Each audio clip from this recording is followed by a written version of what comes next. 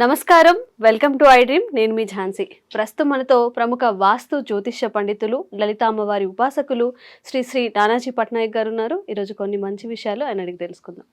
నమస్కారం గురుగారు. శ్రీమాత్రే నమః. గురుగారు, చాలా మంది మంత్ర ఉచ్చారణ చేస్తూ ఉంటారు, అలాగే ఏదైనా స్తోత్రాలు జపిస్తూ ఉంటారు. నార్మల్గా చాలామంది చెప్పేది ఏంటంటే, ఒక బీజాక్షరాన్ని కానీ ఒక మంత్రాన్ని కానీ చదవాలంటే గురువు ఉపదేశించిన తర్వాత మనం ఆ మంత్రాన్ని చదవాలి అని. ఒకవేళ మనంతట మనం ఏదైనా మనసు బాగాలేదని కానీ ఇది చదివితే బాగుంటుందని చేసుకుంటున్నప్పుడు కానీ, ఎవరైనా చెప్పినప్పుడు చేసేప్పుడు ఉచ్చారణ లోపాలు లేకపోతే తప్పుగా ఉచ్చరించడం వల్ల ఏదైనా ఇబ్బందులు కలిగే అవకాశాలు ఉన్నాయా? మంచి ప్రశ్న వేశారమ్మా. ఫస్ట్ ఆఫ్ ఆల్ ఏంటంటే, మీరు మంత్రము అనేటువంటిది గురువు ద్వారా తీసుకోవాలి, అందులో ఎటువంటి డౌట్ లేదు. అదేవిధంగా కొన్ని మంత్ర సిద్ధాంత సంబంధించినటువంటి గ్రంథాల్లో మీకు గురువు దొరకలేదనుకోండి, ఏదైనా ఒక మంత్రం తీసుకొని శివుడి దగ్గర పెట్టి శివాయ గురవే నమః, శివుడినే గురువుగా భావించి ఆ మంత్రం తీసుకోవచ్చు అని చెప్పి శాస్త్రాల్లో ఉంది. అయితే ఇక్కడ ఈ లలితా సహస్రనామాలు కావచ్చు, విష్ణు సహస్రనామాలు కావచ్చు, ఈ చదువుకునేటువంటి విషయంలో చాలా మంది భయపడుతున్నారు. ఇది తప్పులు చదవకూడదు. నిజమే, తప్పు చదవకూడదు. మంత్రమే కాదు, మాట కూడా తప్పుగా అనకూడదు. మంత్రం ఒకటే తప్పుగా చదవకూడదు, చెప్పండి. మాట కూడా తప్పుగా అనకూడదుగా. ఇప్పుడు మీరున్నారు, తప్పుగా టైప్ చేయకూడదు కూడా. లొకేషన్ ఒక అక్షరం బదులు ఇంకో అక్షరం టైప్ చేశారు, లొకేషన్ వేరే దగ్గర వెళ్ళిపోతారు, వేరే దగ్గర తీసుకెళ్ళిపోతుంది. మీరు బుక్ చేసుకున్న క్యాబ్, ఇదేంటి ఇక్కడ ఉన్నామంటే మీరు ఇదే టైప్ చేశారండి అంటారు. లేదా ఒక హోటల్కి ఏదైనా ఆర్డర్ ఇచ్చారు, లేకపోతే మీ అమ్మగారికి ఏదో వండి పెట్టమని చెప్పారు, ఒకటి బదులు ఒకటి చెప్పారు, అప్పుడు అదే వండుతుంది. అంటే ఏమిటి ఇక్కడ, అక్కడ ఏదో దేవత కోపించడం అనో ఏదో అవుతుందని కాదు. అక్కడ మీరు ఏది అడుగుతున్నారో యాజ్ ఇట్ ఈస్ గా ప్రకృతి అది ఇవ్వడానికి సిద్ధంగా ఉంది. మీరు అడగడం క్లియర్ గా అడగాలి. మనకి నామస్మరణ చేసేటువంటి విష్ణు సహస్రనామాలు కావచ్చు, శివశాస్త్రనామాలు కావచ్చు, ఇంకా అందులో ముఖ్యంగా లలిత రహస్యనామాలు అంటారు. లలిత సహస్రనామాలు, లలిత ఇవన్నీ సహస్రనామాలే, కానీ లలిత సహస్ర రహస్యనామాలు ఈ విషయంలో ఎక్కువ మంది భయపడుతుంటారు, అమ్మో తప్పులు చదవకూడదట అని. అయితే ఇది ఎప్పటి వరకు తప్పులు చదవకూడదు అంటే ఇది ఏమిటి అసలు, అంటే దీనికి సంబంధం ఏమిటి? తప్పులు చదవకూడదు అంటే నిజంగానే తప్పులు చదవకూడదా అంటే, ఇక్కడ ఒక చిన్న విషయం మనం అర్థం చేసుకోవాలి. ఏమిటది అంటే, మీరు ఎట్టి పరిస్థితులు తప్పు చదవకూడదు, అందులో ఎటువంటి డౌట్ లేదు. చక్కగా నేర్చుకునే చదవాలి. కానీ మీరు కొన్నిసార్లు చూడండి, ఏదైనా ఒక ఉద్యోగానికి వెళ్ళినప్పుడు మీకు ఎక్స్పీరియన్స్ ఉందా అని అడుగుతారు. ఫస్ట్ ఎవరైనా ఉద్యోగం ఇస్తేగా ఎక్స్పీరియన్స్ వచ్చేది. ఎవడో ఉద్యోగం ఇవ్వకుండా ఎక్కడి నుంచి వస్తుంది ఎక్స్పీరియన్స్ అని అనిపిస్తుంది ఫస్ట్ లో జాయిన్ అయ్యే ప్రతి ఒక్కరికి కూడా. అవునా? అలాగే ప్రతి ఒక్కరూ ఫస్ట్ అపరబ్రహ్మలేం కాదు, స్పష్టంగా చదవడానికి ఎక్కడో దగ్గర వాళ్ళకి తప్పు దొర్లుతుంది. ఈ విషయంలో అమ్మవారు కోపగించుకుంటుందా అంటే, మీరు అమ్మవారిని అమ్మ అని చెప్పి భావించగలిగితే, మీ భావన కంప్లీట్గా అమ్మ అని భావన ఉంటే గనక ఏమీ జరగదు స్టార్టింగ్ డేస్లో. ఎందుకంటే ఒక చంటి పిల్లవాడు ఉన్నాడు, మా పాప బాబు అనుకుందాం. స్టార్టింగ్లో అమ్మ అని క్లియర్గా అనడు, మా అనో ఇలా చేతులు ఊపుతూనో నవ్వుతూనో ఇలా అమ్మ వెళ్తుందా లేదా? లేదు మా అబ్బాయో అమ్మాయో పూర్తిగా అమ్మన్నాక నేను పలుకుతా అంటాను. అలా ఎవరు అనలేరు. నాన్న కూడా అంతేగా, నాన్న ఏదో అంటాడు, అంతేగాని నాన్నగారు అని స్పష్టంగా అంటాడు పుట్టిన పిల్లడు. కొంచెం అలా అయితే చంటి పిల్లవాడు అమ్మని గాని నాన్నని గాని కేవలం అతని యొక్క భావన వ్యక్తపరచడం చేత, కొన్ని అక్షరాలతోనే పిలవడం చేత ఎలా అయితే పలుకుతారో, అమ్మవారు కూడా అంతే. స్టార్టింగ్ స్టేజ్ లో ఉన్నప్పుడు మీరు తప్పు పలికినా, సరిగ్గా పలకలేకపోయినా, అమ్మవారికి తెలియదా, దేవతకి తెలియదా వీడు సరిగ్గా పలకలేకపోయాడు, నేను భక్తి ఉంది అని. అయితే ఇక్కడ ఉండవలసింది ఏమిటంటే భక్తి. నేను తప్పు పలకమని చెప్పట్ల, స్టార్టింగ్ లో తప్పు పలుకుతానేమో అనే భయం తీసేసుకోండి అని చెప్తున్నా. ఒక పిల్లవాడు పలుకుతున్నప్పుడు తల్లి ఎలా అనుగ్రహిస్తుందో మీకు అమ్మ అనుగ్రహిస్తుంది. కానీ అదే పిల్లవాడు పెద్దయ్య కూడా నా అంటే ఒప్పుకుంటావా? లేదు. అక్కడ మాట్లాడడం రాదా అంటాం. అవునా? అలాగే ఇప్పుడు ఒక వ్యక్తి చక్కగా అంతా వేదం అంతా నేర్చుకున్నాడు, అక్కడ అపస్వరం పలకూడదు. ఎందుకంటే నువ్వు నేర్చుకున్నావుగా, క్వాలిఫైడ్. ఇప్పుడు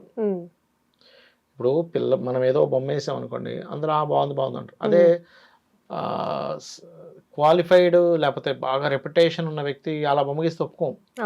అదేమిటి ఇదేం బొమ్మ, ఈయన ఇంత ఎక్స్పీరియన్స్ ఇలా చేశాడా అంటాం. అలాగే ఎప్పుడు కూడా గుర్తుపెట్టుకోవాల్సింది ఏంటంటే, అమ్మ అనే భావన లేదా నాన్న అనే భావన ఈ యొక్క దేవతా స్వరూపం మీద ఉండాలి మీకు. ఉమ్, ఉన్నప్పుడు ఉమ్, ఏమవుతుందంటే ఖచ్చితంగా మీరు చేసేటువంటి పూజ కావచ్చు, ఏదైనా ఖచ్చితంగా ఫలిస్తుంది. మీరు తప్పులు ఇవి ఏమీ అక్కర్లేదు మీకు. ఉమ్, భావనే ప్రధానం. చాలామంది అడుగుతుంటారు ఏమండి ఉమ్, మూడొత్తులు వేయాలా, ఉమ్, ఏ నూనె పెట్టాలి? ఉమ్, నిజమే మూడొత్తులు వేయాలని ఉంది శాస్త్రంలో. కానీ కాళికా అమ్మవారిని ప్రసన్నం చేసుకున్నటువంటి కాళిదాసు గారు ఏ ముద్ర వేశారు, ఉమ్, ఎలా కూర్చున్నాడు, ఏ ఆసనం వేశాడు, ఎన్ని ఒత్తులు వెలిగించాడు? కేవలం భావనేగా. ఉమ్, గుడి తలుపులు మూసేశాడు. ఉమ్, భార్య చెప్పింది, ఉమ్, భార్య ఏమని చెప్పింది, నువ్వు వెళ్ళు గుడి దగ్గరికి వెళ్ళు, అమ్మవారి ప్రసన్నం చేసుకోపో అని పంపించింది. ఉమ్, టెంపుల్కి వెళ్ళాడు. ఉమ్, పూజారి గారు ఏమన్నారు, పురోహితులు ఉమ్, ఇప్పుడు అమ్మవారు ఉండదయ్యా, బయటికి వెళ్తుంది రాత్రి కూడా, పొద్దున్న వస్తుందని చెప్పాడు. ఉమ్, ఓహో పొద్దున్న వస్తుందా అని గుడిలోకి వెళ్ళి తలుపులు వేసేసుకున్నాడు. ఉమ్, ఏమనుకున్నాడు, లోపలికి రానివ్వను నేను, ఉమ్, నాకు విద్య ఇస్తే కానీ నేను రానివ్వనని. విద్య అనడం కూడా రాదు, విద్య అన్నాడు. ఉమ్, ఉమ్, అక్కడ ఏం ఆసనం వేశాడు, ఏ అగరబత్తిలు వెలిగించాడు, ఎన్ని ఒత్తులు పెట్టి దీపాలు వెలిగించాడు, ఏం చేశాడు? ఆయన కేవలం నమ్మకం. ఉమ్, అమ్మవారు బయటికి వెళ్ళింది ఉమ్, లోకాలని కాపాడడానికి, రాత్రిపూట తిరుగుతుంటుంది, ఉమ్, మళ్ళీ కాళీ అమ్మవారు లోపలికి వస్తుంది పొద్దున్నే. ఉమ్, నేను తలుపు ఉమ్, తలుపు తీయాలంటే నాకు విద్య ఇస్తాను, తలుపు తీస్తాను, మొండిగా పట్టుకుంటా, ఆవిడిచ్చి తీరుతుంది ఎట్లాగైనా అని ఒక మైండ్ ఫిక్స్ అయ్యాడు. ఉమ్, అమ్మవారి అయ్యయ్యో నన్ను ఇంత నమ్ముతున్నాడా ఉమ్, అని బీజాక్షరాలు రాసింది. ఉమ్, వెంటనే ఏం చేశాడు ఆయన, ఉమ్, చదివాడుగా. అవునా కదా, మాణిక్య వీణామపలాలయంతి అని ఉమ్, ఎలా ఇచ్చింది? గొర్రెల కాపరమ్మ. ఆ, విద్య అనడం కూడా రాదు, విద్య అన్నాడు. ఉమ్, అలాంటి వ్యక్తి ఉమ్, మాణిక్య వీణాముబలాలయంతి అని ఎక్కడ చదివాడు? అంటే మనం అర్థం చేసుకోవాల్సింది ఏంటంటే భక్తి ప్రధానం. ఉమ్, నేను ఆ శ్లోకం తప్పు చదువుతున్నానా, ఉమ్, ఇక్కడ ఏమైనా తప్పులు చదివేస్తున్నానేమో, ఈ చదవంగానే అమ్మవారు త్రిశూలం పట్టుకుని వచ్చి పొడి చేస్తుందేమో అని భయపడాల్సిన పని లేదు అంటా నేను. ఉమ్, చక్కగా నేర్చుకోండి, తప్పులు లేకుండా చదవడానికే నేర్చుకోండి శ్రద్ధగా. ఉమ్, అప్పుడప్పుడు ఏదో పరాకునో స్టార్టింగ్లోనో వస్తాయి. ఉమ్, సైకిల్ తొక్కుతాం, ఉమ్, ఉమ్. పడిపోకుండా ఎవడైనా సైకిల్ తొక్కుతాడా? లేదు, ఎన్నోసార్లు పడితే గానీ కొన్నాళ్ళకి అవ్వదు. నేర్చుకుంటాం. అవును, అవ్వదు. మీకు ప్రాక్టీస్ చేస్తున్నప్పుడు తప్పులు దొరుకుతాయి. అవును. అది శ్లోకం కావచ్చు, ఒక విషయం నేర్చుకోవడం కావచ్చు, ఏ పనైనా కావచ్చు. ఉమ్, ఎవ్వరు ఫస్ట్ అద్భుతమైన డిష్ వండరు, ఉమ్, తప్పిదాలు జరుగుతాయి. ఉమ్. ఇది కూడా అంతే అనుకోండి, భక్తే ప్రధానం. ఇంకొక చిన్న సందేహం గురుగారు, ఇప్పుడు మనం ఈ గాయత్రి మంత్రాన్ని జపిస్తున్నప్పుడు కానీ ఆ మంత్రం ద్వారా వచ్చే శక్తిని కొంతమంది తట్టుకోలేకపోతారు. అందువల్ల ఎవరినైనా కానీ మంత్రం తీసుకోవడమా, లేకపోతే అమ్మాయిల్ని ఇలా ఎవరైనా జపిస్తున్నప్పుడు ఆ శక్తిని మనం తట్టుకోలేకపోతామేమో అని చేయొద్దు అని చెప్తూ ఉంటారు. ఇందులో వాస్తవం ఉందా? శక్తిని తట్టుకోలేకపోవడం అనేటువంటిది ఏమి ఉండదమ్మా. ఎందుకంటే అమ్మవారే లోపల ఉంటుంది ప్రతి ఒక్కరికి. మనకి లలితాసహస్రనామాల్లో ఉమ్, చాలా స్పష్టంగా తటిల్లత సమర్చి షట్చక్రోపరి సంస్థిత అంటారు. అంటే తటిల్లత ఒక మెరుపు తీగలాగా షట్చక్రాలు చుట్టూ ఆవిడ తిరుగుతుంది, ఆవిడ లోపల ఉంది, ఉమ్, మనం తట్టుకోవట్లే. ఉమ్. మనలో ఉన్నారంటారా మనలో అమ్మవారు? ఉన్నారు. ఉమ్. లలితాసహస్రనామాలు చెప్తున్నాయి కదా, తటిల్లత సమర్చి షట్చక్రోపరి సంస్థిత అని ఉంది. ఉమ్, అదేవిధంగా మనకి సహస్రారాంబుజారుడ సుధాసారాభివర్షిణి ఉంది. అంటే సహస్రారంలో కూర్చొని సుధాసార వర్షాన్ని కురిపిస్తుంది అమ్మవారిని. మనం తట్టుకోవట్లేదు. ప్రతి జీవిలో ఉంది, కాబట్టి నువ్వు గుర్తిస్తే ఉన్నాడని తెలుస్తుంది, గుర్తించకపోతలేదండి.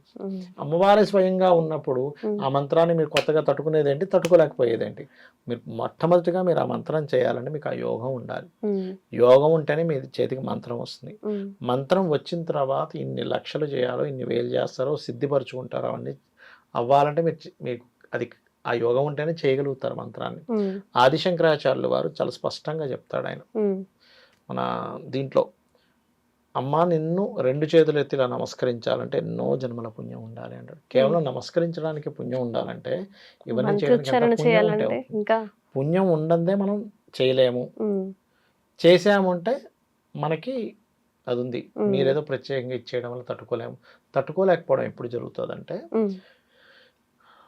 అంటే ఆ వ్యక్తి తట్టుకోగలడన్నప్పుడే దేవతా స్వరూపంగా అనిపిస్తుంది. ఇప్పుడు ఎవరైనా జపం చేశారమ్మా, ఏదైనా కాళీయో తారావో లేకపోతే దుర్గానో ఆంజనేయ స్వామి ఏదో జపం చేశారు, త్రికరణ శుద్ధిగా కనుక ఇక్కడ ధ్యాస పెట్టి చేశారు అంటే, అక్కడే ధ్యాస పెట్టి ఖచ్చితంగా దేవతా దర్శనం జరుగుతుంది, మీకు 100% జరుగుతుంది. భక్తి శ్రద్ధలతో చేయండి, వస్తుంది. ఎందుకు మనకి దేవీ భాగవతంలో ఎన్ని వృత్తాంతాలు లేవు, దేవత ప్రత్యక్షమై ఆయుధాలు ఇచ్చింది. శివాజీ దుర్గామ్మ వారు ఇవ్వలే, ఖడ్గం ఇవ్వలే. అరే దర్శనం ఇచ్చి ఆయుధాలే ఇస్తున్నారంటే మీకు కనిపిస్తారా అని అడుగుతారేంటి? ఖచ్చితంగా కనిపిస్తారు. కాకపోతే మీరు నమ్మాలి. నమ్మాలి. నేను జపం చేస్తున్న అమ్మవారిని భావంతో పిలుస్తున్నా నాకు కనిపిస్తారు అని. ఉమ్, ఎలా కనిపిస్తారో కూడా చెప్తా చూడండి. ఉమ్, మీరు చక్కగా ఆసనం వేసుకుని కూర్చొని ఉమ్, చేస్తూ ఉండగా కొన్నిసార్లు ఈ తిప్పుతున్న మాల ఆగిపోతుందమ్మా. ఉమ్, చేసేటప్పుడు కొన్నిసార్లు మనకు కదిలిపోవాలనిపిస్తుంది, ఏదో దురదేస్తుంది, లేకపోతే ఎవరో వెనక చూదినట్టు అనిపిస్తుంది, ఇవన్నీ అవుతూ ఉంటాయి. ఉమ్, అయినా మనం అలాగే ఉండి భక్తి శ్రద్ధలతో కనుక చెయ్యగలిగితే ఉమ్, మీకు ఒక్కసారిగా మీరు ఇలాగే ఉంటారు, మీ పైకి లేచినట్టు అనిపిస్తుంది. కొన్నిసార్లు ఉమ్, మీ చుట్టూ రూమ్ అంతా చిన్న చిన్నగా కనిపిస్తాయని దేవత ముందుకు వస్తుంది. ఒక 10 to 15 seconds, కొంతమందికి ఎక్కువసేపు వస్తుంది, అయిపోతుంది, నార్మల్ అయిపోతుంది. ఉమ్, దాన్ని సిద్ధించడం అంటారు. ఉమ్, మంత్రం సిద్ధించడం అక్షరలక్ష చేస్తే కూడా సిద్ధిస్తుంది, ఉమ్, కానీ దేవత దర్శనం కూడా జరుగుతుంది. ఇది ఎవరు బిలీవ్ చేయరు. ఉమ్, ఎక్కడ కనిపిస్తుందిలే అని అనుకుంటారు. ఉమ్, కొంతమందికి స్వప్నంలో కనిపిస్తుంది, కొంతమందికి ఒక మనుష్య రూపంలో వచ్చి టచ్ చేసి వెళ్ళడం జరుగుతుంది. ఉమ్, మనము ఎంతవరకు మనకి ఏ రకంగా ప్రాప్తం ఉంటే ఆ రకంగా కనిపిస్తుంది దేవత. ఉమ్, ఖచ్చితంగా అందులో ఎటువంటి డౌట్ లేదు. మనుష్య రూపంలో రావచ్చు, స్వప్న రూపంలో రావచ్చు, లేకపోతే ఒక డైరెక్ట్గా కనబడవచ్చు. ఉమ్. అయితే గురుగారు ఇప్పుడు శ్రీమాత్రే నమః అని కానీ ఓం నమ శివాయ అని కానీ ఇప్పుడు అవును. మనం వర్క్ చేసుకుంటున్నప్పుడు కానివ్వండి, Yeah. నిద్ర లేచే ముందు, నిద్రపోయే ముందు, తింటున్నప్పుడు కూడా కొంతమంది జపిస్తూ ఉంటారు. అవునమ్మా. ఇది కరెక్టే అంటారా? అంటే నామస్మరణ చేయొచ్చమ్మా, తప్పేం కాదు. నామస్మరణ చెయ్యకూడదు అనేటువంటిది ఏం లేదు, ఉమ్, ఖచ్చితంగా చేయొచ్చు. నిజంగా చాలా మంచి విషయాలు తెలియజేశారు గురుగారు. ఎందుకంటే చాలా మందిలో ఉన్న అపోహలు అన్నమాట. Yeah. ఒక మంచి పని చేయడానికి కూడా ఇది చేస్తే ఏమవుతుందో అని భయంతో ఆగిపోయే వాళ్ళు చాలా మంది ఉన్నారు. Yeah. చాలా చక్కగా చెప్పారు. ధన్యవాదాలు గురుగారు. శ్రీమాత్రే నమః.